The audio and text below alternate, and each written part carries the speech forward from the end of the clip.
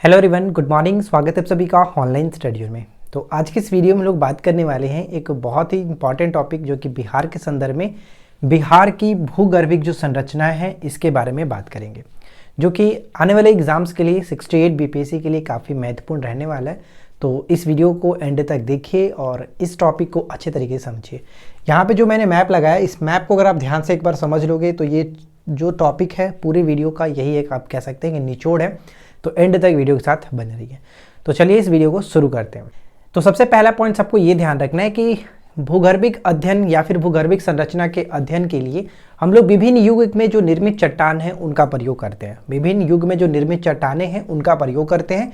और बेसिकली अगर हम बात करें कि बिहार की भूगर्भिक संरचना का अगर अध्ययन करना है तो बिहार के चट्टानों को 4 भागों में बांटा गया है और यही 4 भागों के हम लोग यहाँ पे देखने वाले हैं। जैसे पहला जो आपका देख रहा है विंध्य चट्टान, धारवाड़ चट्टान, टर्शियरी चट्टान और क्वार्टरनरी चट्टान। इन्हीं 4 नामों को आपको ध्यान रखना और इसी को समझना है कि कौन से चट्टान किस क्षेत्र में हमें देखने को मिलता है, उनसे संबंधित जिले क्या है। आने वाले एग्जाम्स के लिए ये इंपॉर्टेंट रहने वाला है। तो चलिए इस वीडियो को शुरू करते हैं। तो वीडियो को एंड तक जरूर देखिएगा क्योंकि ये वीडियो आपके लिए 1 से 2 नंबर देने वाला है, आपके लिए 2 नंबर काम करने वाला है। सबसे पहले बात करते हैं हम लोग विंध्य चट्टान। विंध्य चट्टान तो प्री कैम्ब्रियन युग में इसका निर्माण हुआ था। यहाँ पे मैंने लिख रखा है कि प्री कैम्ब्रियन युग में। और एक चीज और ध्यान रखिए कि जल निक्षेपों द्वारा निर्मित ये परतदार चट्टान है।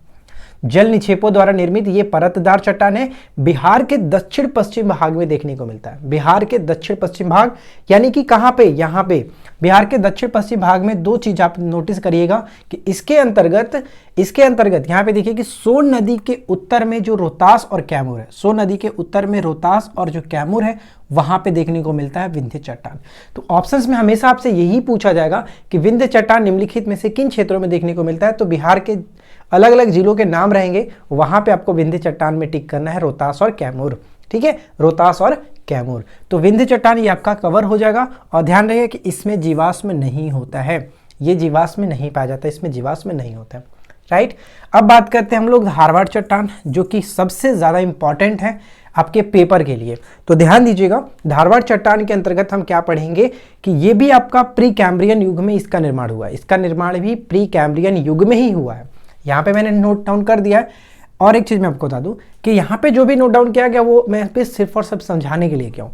अगर आप इसको डिटेल में पढ़ना चाहते हैं तो मैंने अपने पेड कोर्स में इसका नोट्स डाल दिया है। जो मैं खुद का हैंडराइटिंग नोट्स लिखता हूँ वो नोट्स वहाँ पे डाला गया, आप वहाँ से प्रिंट आउट करा करके इसके डिटेल में पढ़ सकते हैं। ठीक है, तो प्री कैम्ब्रियन युग में इसका निर्माण हुआ है और ये एक प्रकार का औषधि चट्टान है। यहाँ पे ध्यान दीजिए, अगर हम बात करें कि ये बिहार के किस क्षेत्र में देखने को मिलता है तो बिहार के दक्षिण पूर्वी भाग में। बिहार के दक्षिण पूर्वी भाग क्या है, बिहार के दक्षिणी और दक्षिणी पूर्वी भाग में देखने को मिलता है ये चट्टान।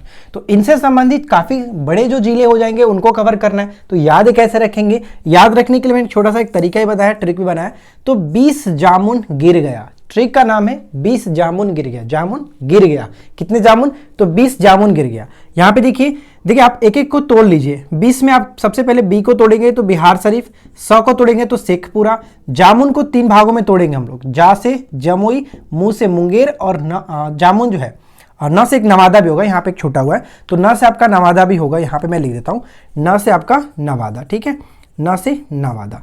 अब यहाँ पे क्या है, जामुन से 3 चीज हो गए, जमुई, मुंगेर। मुंगेर में कौन सा क्षेत्र आता है, तो खड़गपुर की जो पहाड़ी है वो क्षेत्र इसके अंतर्गत आता है, ये ध्यान रखिएगा। और न से आपका नवादा आता है। गिर से क्या करेंगे हम लोग, राजगीर। गिर से राजगीर। और गया से जो देखेंगे गया, यानी कि गिर गया, तो गया से तो गया क्लियर ही हो जाएगा।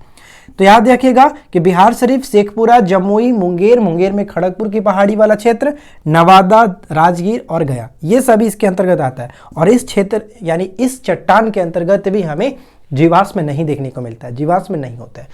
तो विंध्य चट्टान और धारवाड़ चट्टान दोनों को अच्छे से याद रखिएगा। विंध्य जो चट्टान है सिर्फ और सिर्फ बिहार के दक्षिण, कह सकते हैं दक्षिण पश्चिमी भागों में। दक्षिण पश्चिम भाग का मतलब क्या, रोहतास और कैमूर, रोहतास और कैमूर क्षेत्र में देखने को मिलेगा।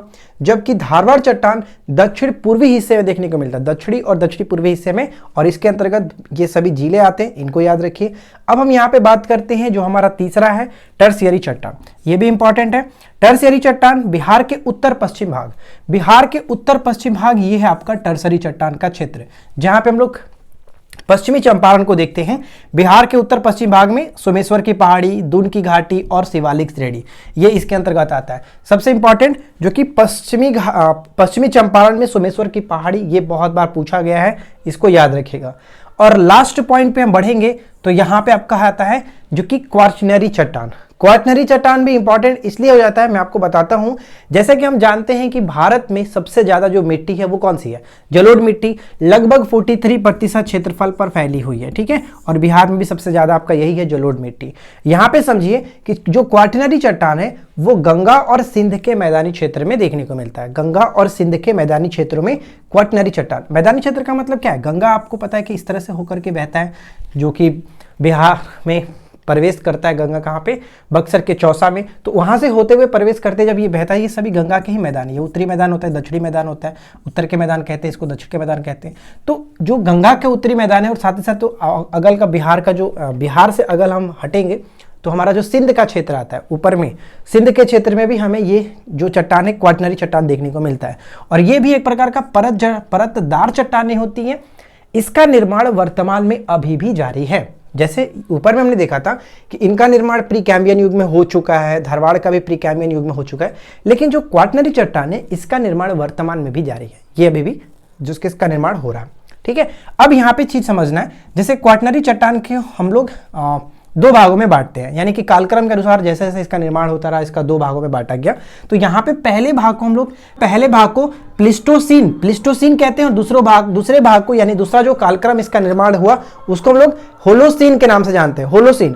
और इसमें जो हुआ था पुरानी जलोढ़ मिट्टी का निर्माण जो होता है वो इसी के अंतर्गत आता है। पुरानी जलोढ़ मिट्टी का निर्माण प्लिस्टोसीन के अंतर्गत, जिसको हम लोग बांगर के नाम से जानते हैं। पुरानी जलोढ़ मिट्टी बांगर के नाम से, जबकि होलोसीन के अंतर्गत जो नई जलोढ़ मिट्टी थी उसको हम लोग खादर के नाम से जानते हैं। तो ये चीज आपको ध्यान में रखना है।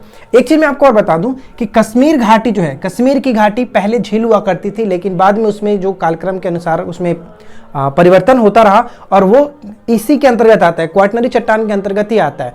इस चीज को भी आपको याद रखना है।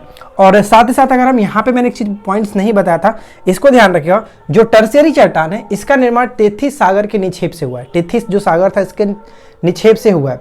और क्वार्टनरी चट्टान के अंतर्गत जो आप, जैसे मैंने आपको बताया कश्मीर की घाटी, तो कश्मीर की घाटी का जो क्षेत्र है उसमें जो मिट्टी है, अब वर्तमान की जो मिट्टी है उसको करेवा मिट्टी के नाम से जानता है। वो पॉइंट्स याद रखेंगे। तो देखिए फ्रेंड्स, उम्मीद करते हैं कि ये चीज आपको समझ में आ गया होगा। और यहाँ पे जो भी पॉइंट्स आपको बताया गया वो आने वाले एग्जाम्स के लिए इंपॉर्टेंट है।